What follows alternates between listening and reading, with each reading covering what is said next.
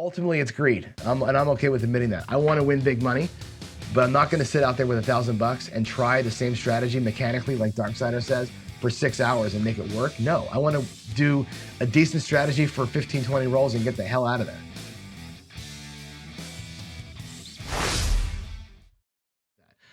The next thing I want to talk about is this, and this ties in with yesterday's conversation from Jacob at Wager Me This. Jacob had put a live video out, and he said this before, and I want to make sure that we address this really, really directly, because I think this is one thing where he and I largely agree, but on this point, I think we have a little bit of a disagreement here. He says, why are you guys talking about building a bankroll? I have a series coming. I'm going to build a bankroll. He says, I don't get it. What are you trying to do? What's the point of having more money to gamble with? And then he makes this great follow-up. Do something real with your money. Like he's like, I go out and win $300. My wife and I get an $80 steak. I win $300. New rims on the car, right? I win $300. It's going to be, better Christmas for the kids. That's the way Jacob is looking at his bankroll, right? Which is fantastic. I think that's such great earthly advice. We could all learn from that. Okay. My retort back to this: why am I trying to build a freaking bankroll? And I want to win meaningful money. Okay. When my bankroll was low, when all I had in the 401g account was $1,000 and all I could afford to buy in with was $300, I had to settle for $50 wins, because you can, but it's hard to turn 300 into 600 to double your, it's really hard to do that. $300, 250, 150 in winnings, that's a meaningful win, right?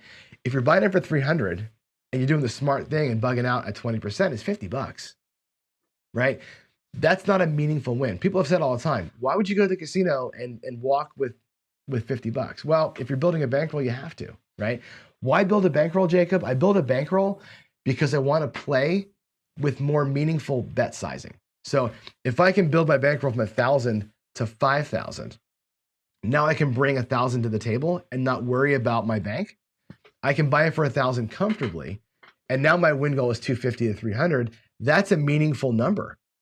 I can turn 1,000 into 250 better than I can turn 300 into 250, right?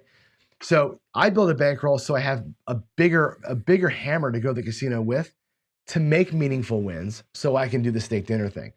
When we talk about my daily paycheck show and where I hope to be at some point, I'd like to build a bankroll of $100,000, a real one in the account, get that thing back up where it should be, so that I can go to the casino with 5K and not worry about it. 5K would be meaningless to me at that point.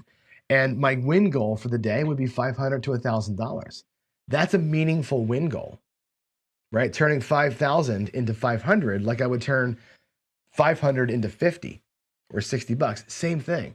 Now that $500 to me is a meaningful thing. I can do dinners. I can go to shows. I can fly to Alabama and see y'all, right? That's the reason why I built a bankroll. I want to have a bigger spread so I can win more meaningful money quicker, so I can do the fun things. And I think you need a bigger bankroll to do it. I think Ken and I have both proven this.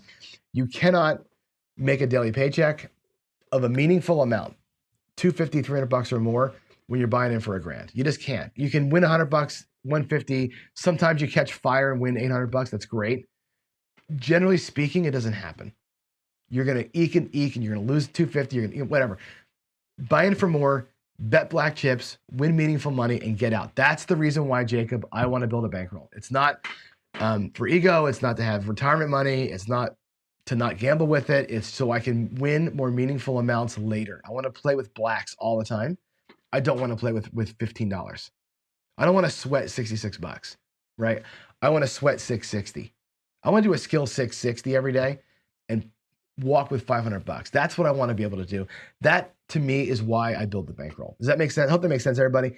It's an important distinction to make, I think, between being a gambler, right, and being a player. And I think that's kind of where I'm drawing my line is I want to be a player, not a gambler, and I want to play with bigger chips. So I got to build a bankroll so I can do that without worrying about anything.